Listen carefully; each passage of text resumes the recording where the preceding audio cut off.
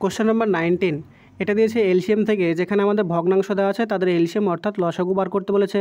তো ভগ্নাংশের ক্ষেত্রে আমাদের এলসিএম বার করার নিয়ম হলো আমাদের উপরে যে লবগুলো আছে সেগুলো সবগুলো লসাগু করতে হবে এবং নিচে যারা হরগুলো আছে তাদের হচ্ছে আমাদের গসাগু করতে হবে। তাহলে এখানে আমাদের এলসিএম যদি বার করি তাহলে এলসিএম কার 1, 5, 4 এবং 8, আর নিচে এইচসিএফ বার করতে হবে 6, 27, 15 এবং 3-এর।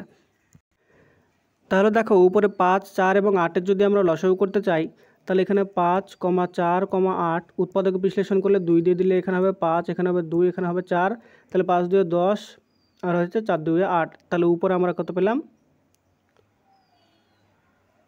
তারপর এইটাকে আবার 2 দিয়ে যাবে, তো তাহলে এখানে 2, এখানে 5, এখানে 1, এখানে 2, তাহলে 4 আর হচ্ছে 5 2 হচ্ছে 10। তাহলে উপরে আমরা কত পেলাম? উপরে পেলাম লসাগুটা পেলাম আমরা 40। আর নিচে দেখো প্রত্যেকটা সংখ্যার মধ্যে সবথেকে হাইয়েস্ট কমন কি আছে? এখানে আছে 3, এখানে 3 কমন আছে, এখানেও 3 আছে, এখানেও 3 আছে, তাহলে এদের যে গসাগু সেটা হয়ে গেলো 3।